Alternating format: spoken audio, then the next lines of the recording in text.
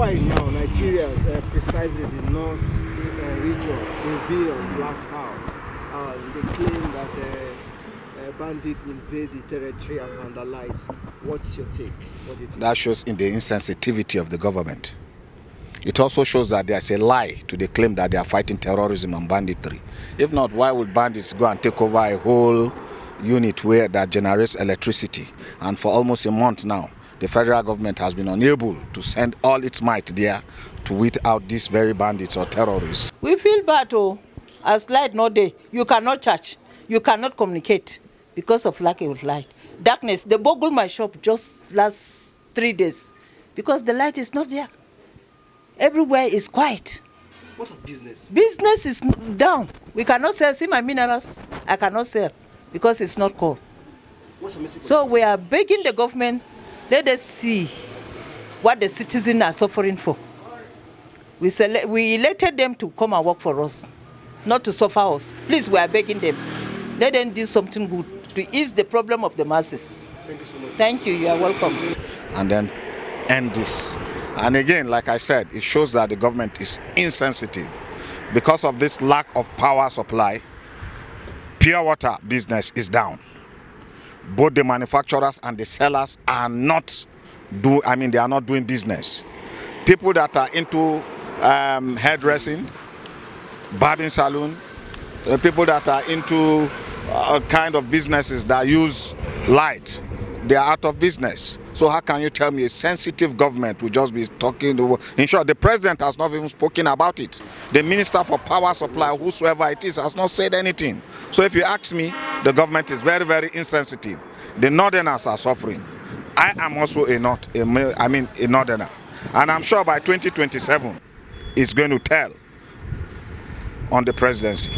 What's the message for? If President Bola Tinubu knows what is good for him, please rejig the power supply, the power sector. And he should also remove himself from Minister of Petroleum and Power, and so that fresh mind can do it. He's too old for him. He's too old for that. He's burdened with many portfolios, many jobs, let him give it to a fresh and a young man. That is not what he promised to do.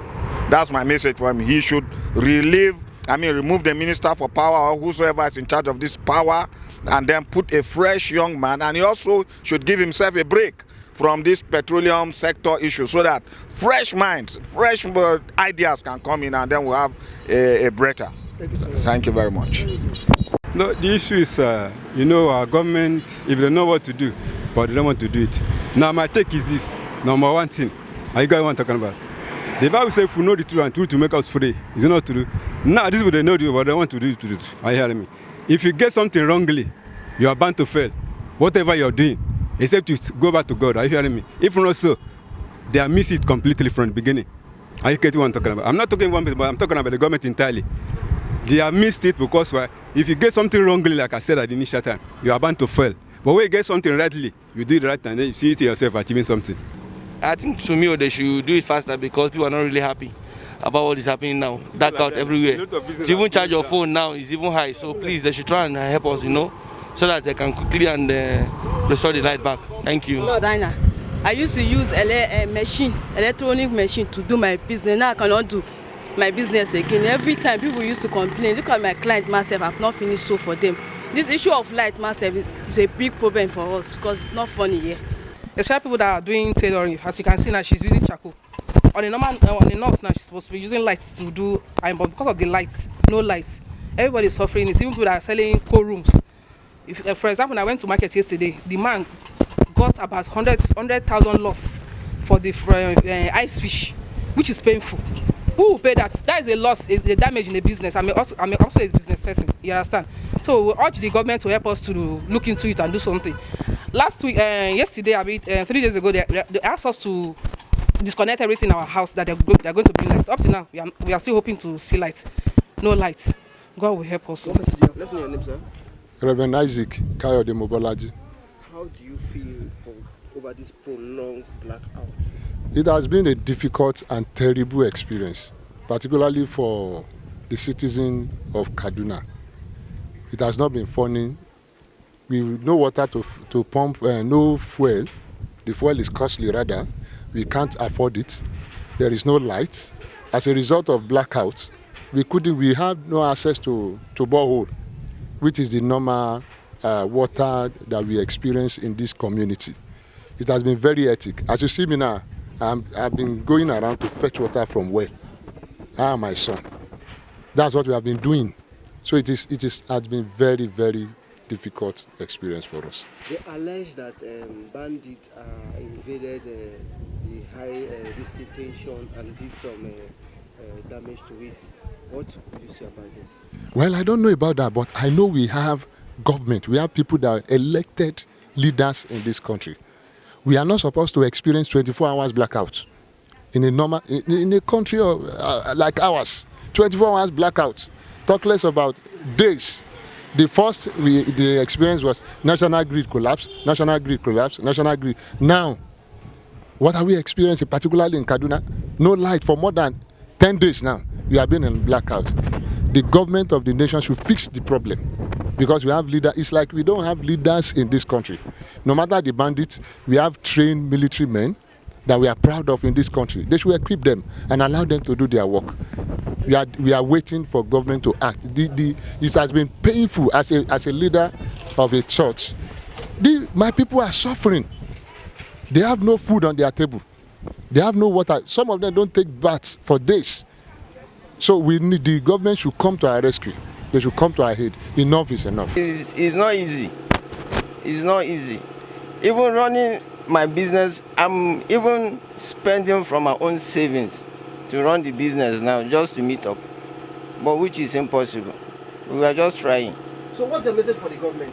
Actually, my message for the government, I will not directly tell you that I have message for the government because the government themselves, they know what we are facing. So they should do the right thing. Now, they allege that bandits invaded where this power supply is coming from and they caused all this damage. What do you think the security agencies need to do? No, if you are involving bandits in the issue, when the national grid collapsed, the bandits were there. When they are building the national grid, were there bandits? No. Are you sure? There was no bandits.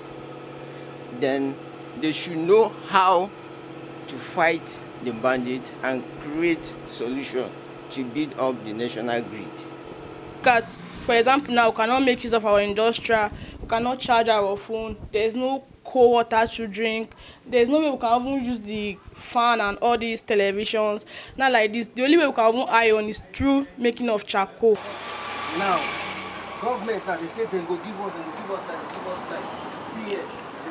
I'm from Silverbed Television. Okay. And you know Silverbed? Yes. Yes. So we try to get people's reaction and what they want make government do about this light. So tell us how you feel. The message for the leader that they should they have fear of God. Whatever the affairs, with the affairs of the country, they should have fear of God.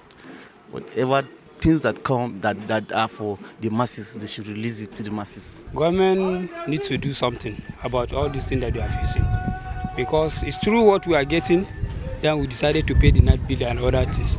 But if we do not get all these things, how can we be able to pay light bill and other things to even eat is a problem. As a carpenter doing this business, you run your business on fuel. How do you feel? Honestly, I feel it's not easy. We are facing a lot because the small thing that you get, you use it and buy fuel. At the end of the day, before we finish the job, the small capital that you have, you put it inside the business again. Sometimes we even work, sometimes we don't get anything.